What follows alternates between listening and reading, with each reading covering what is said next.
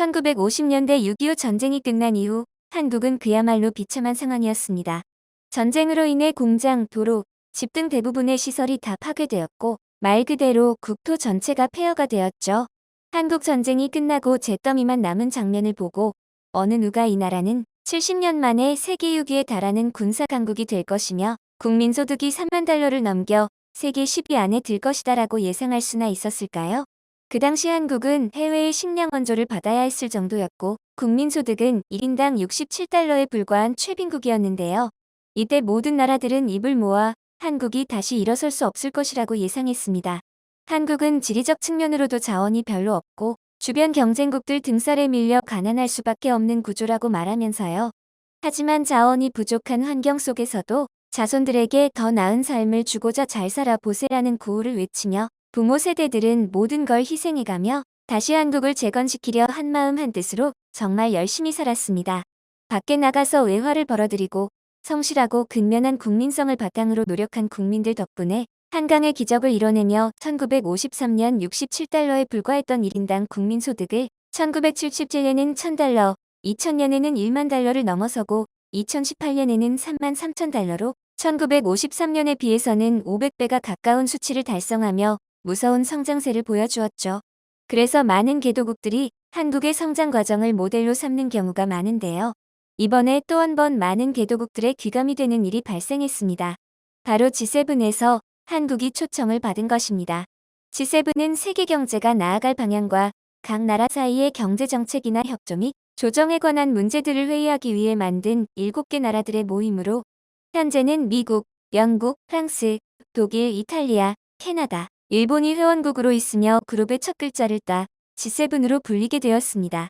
G7은 초기에는 경제 문제에만 초점을 두었지만 현재는 정치와 외교 분야까지 확대된 선진국 중심의 의사결정 기구인데요. 그런 G7 정상회의에 한국이 2년 연속이나 초청된 것입니다. 현재 한국은 세계 10위의 경제 규모는 물론 코로나19 상황을 잘 극복한 K방역과 방탄소년단, 기생충 등 K한류가 유명해지면서 파워가 막강해져 G7의 초대를 받은 것은 당연한 절차가 아닐까 싶습니다.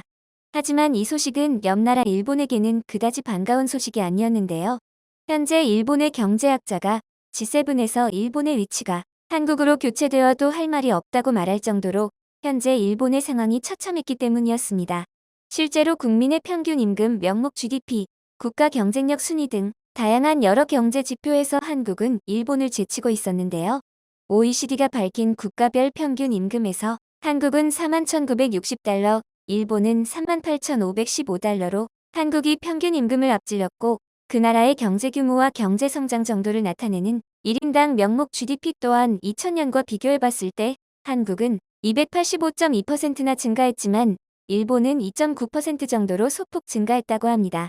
그뿐만 아니라 스위스에서 발표한 세계 경쟁력 순위에 따르면 한국은 23위, 일본은 31위에 랭크되었고 4차 산업의 제일 핵심적인 디지털 기술 측면에서는 한국이 8위, 일본이 27위를 기록했다고 하는데요. 일본 경제학자는 이러한 발전의 차이는 과거 90년대 후반 일본과 한국이 모두 똑같이 경제위기에 빠졌지만 한국과 일본이 보여준 대응은 무척이나 달랐기 때문에 발생한 결과라고 했습니다. 수출에 집중하는 나라의 경우 환율을 낮춰 해외 가격을 싸게 팔아 매출을 늘리는 방법이 있는데요. 이 방법을 가지고 한국과 일본 두 나라의 선택은 서로 달랐습니다. 엔화 약세 정책을 시행하면서 일시적으로 매출을 늘린 일본과는 달리 한국은 원화 가치를 떨어뜨리지 않으려 노력했는데요. 그 결과 매출을 유지하기 위해 한국은 지속적으로 품질을 높이는 방법을 택했고 현재까지도 원화 가치가 높아져도 오히려 수출은 확대되는 결과를 가져왔죠. 그 외에도 한국은 교육산업, 문화산업 등 제때에 맞는 대응을 한 데에 비해 일본은 아무것도 하지 않아 성장할 수 있는 시기를 놓쳤다고 대답했으며 심지어 이대로 가면 몇 년 후에는 한국의 GDP가 일본의 2배가 될 것이라고도 예상했죠. 게다가 일본의 GDP 수치가 통계 조작이었다는 말까지 나오고 있는 상황인데요. 10월부터 12월까지의 석 달치 실적을 12월에 한꺼번에 올려 자료 제출이 없었던 10월과 11월이 0이 아닌 다른 업체들의 평균치로 계산되면서 이중계산이 된 걸로 미루어 보아 일본의 GDP는 이미 실제보다 몇 배는 뻥튀기 되었을 가능성이 크고 이미 한국이 오래전 일본을 앞질렀을 수도 있는 것입니다. 이러한 상황을 놓고 일본 고위 인사들은 위기의식을 느낀 것인지 미국 대통령이 G7을 확대해 한국을 아예 멤버로 참여시키는 게 어떻겠냐고 묻자 일본이 대놓고 한국은 안 된다고 여러 가지 이유를 들어가며 반대를 했지만 돌아온 답은 미국 대통령이 최종 판단할 것이라고 답했다고 합니다. 그리고 일본의 반대가 무색하게 한국은 2021년에 다시 한 번 더 초청을 받았는데요. 이번 초청의 경우에는 G7은 구닥다리 체제라며 G7의 나라를 더 확대하기 위한 체제 개편을 준비하는 과정에서 논의되는 나라들 중 하나로 다시 한번 한국이 초청된 것이기 때문에 더욱 큰 의미가 있다고 하니 일본의 속이 더욱 쓰릴 것 같습니다.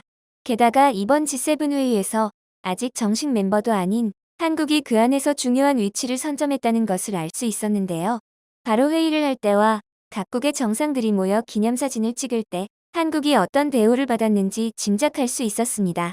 각 나라의 정상이 모인 만큼 회의를 할 때와 사진을 찍을 때의 자리 배치는 미묘하지만 제일 신경전이 벌어진다고 해요. 그만큼 각 나라의 위상을 뚜렷하게 보여주는 지표라고 할 수도 있죠. G7 확대 정상회의에서는 한국이 미국 대통령과 함께 의장국인 영국의 보리스 존슨 총리 양옆으로 자리를 차지하였을 뿐 아니라 바이든 미국 대통령이 한국 대통령이 들어오는 모습을 보고 한미회담도 최상이었는데 한국이 참여하니 G7도 잘 될 겁니다 라고 얘기를 한 것까지도 함께 화제가 되었죠. 그 뒤로 진행된 기념사진 촬영에서도 한국은 가장 첫 줄에 자리했을 뿐 아니라 이번 사진에서도 확대 정상회의에서와 비슷하게 영국, 미국, 한국 이 세 나라가 나란히 서서 사진을 찍어 대한민국의 위상이 얼마나 높아졌는지 한눈에 확인할 수 있는 순간이었죠. 이를 보고 한국 네티즌들은 미국, 영국, 한국 이렇게 G3인가? 내 눈으로 첫 줄 컷을 보다니 새삼 자랑스럽다. 대한민국 국가 위상이 달라진 게 확 느껴지는 사진이다. 라는 반응들을 보였습니다. 그리고 일본의 경우도 다른 의미로 화제가 되었는데요. 다른 나라들과 어울리지 못하고 구석에 존재감 없이 덩그러니 서 있는 스가 총리의 사진이 찍히자 이를 두고 일본인들은 국제적 고립감이 보인다. 왜 꼭 따돌림을 당하는 것처럼 서 있는 건지 모르겠다. 구석에서 굳어있는 게 꼭 1년차 대학생이나 1년차 사회인을 보고 있는 것 같다. 일반인이라면 괜찮지만 한 나라를 대표해서 간 사람이 저렇게 무뚝뚝해선 안 된다. 라는 의견을 보였습니다.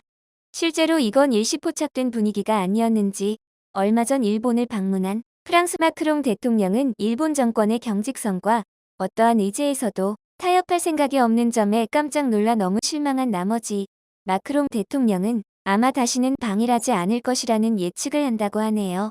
그와 대조적으로 한국에서는 G7 정상회담 이후 각 나라에서 방문 요청을 받는 등 러브콜이 쏟아졌는데요. 그중 일본은 한국과의 양자회담 개최는 고려하지 않고 있다며 한국과의 대화를 거절했다고 합니다. G7이 열리기 몇 달 전부터 일본 외무상과 전화회담도 이루어지지 않아 일본이 계속해서 한국을 피하는 게 아닌가 하는 얘기까지도 나온다고 하네요. 여러분의 소중한 의견을 남겨주세요. 많은 분들이 보실 수 있도록 공유도 함께 부탁드립니다.